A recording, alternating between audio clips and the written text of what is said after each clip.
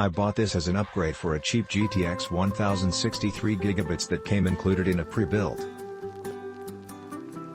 It overclocks nicely, but doesn't need to for anything running DirectX 11 or earlier, and runs Shadow of the Tomb Raider at maximum settings at 1080p with near seamlessness at stock.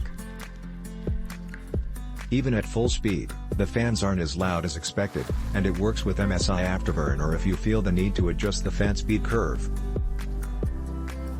The only issue encountered was with automatic updates from the operating system and their tendency to overwrite the proper drivers. Physically, it fits into a mini ATX case nicely, only extending about half an inch past the expansion slot cover, offering a great solution for those smaller, ITXL. Upgraded from a PNY GTX 752GB, and I have to say, the results are amazing. However, I am by no means trying to play the most modern AAA titles on here such as Battlefield V or Shadow of the Tomb Raider. I play games that don't really have a big demand for power, with games such as Outlast 2, Life is Strange, Telltale Games, Fortnite, etc., and this card plays them with smooth as butter frame rates.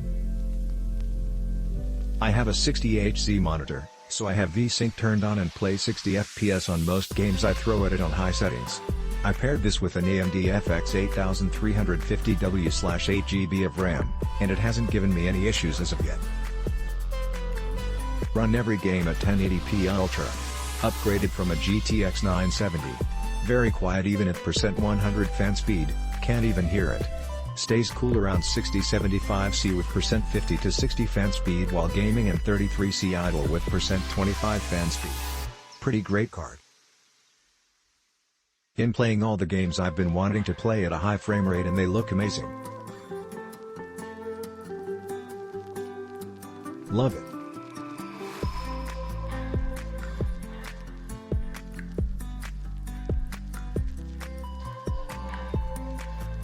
It was pretty good. You just need a good processor and a C500W and it would work good. It's more than enough if you like to play games casually, could even work with a 144Hz monitor for competitive games with graphics tweaked a little bit, even though I'd recommend you to go for a 1660T if that's what you want.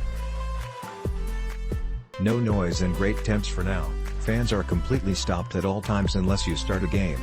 Really happy with my 1660. Amazing.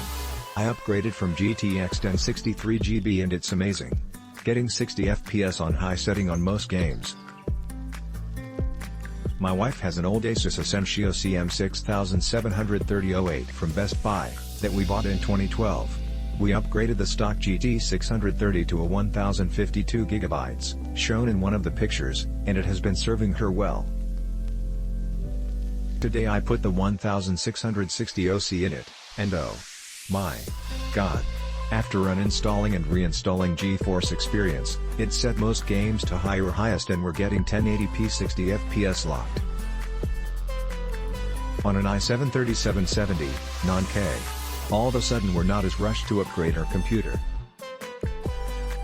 We definitely plan on doing that eventually though, and using this card in the new build.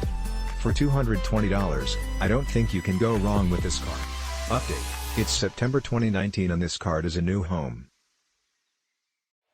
A Ryzen 5 1600. Destiny 2 on low preset, we get about 100 to 144 FPS depending on the area.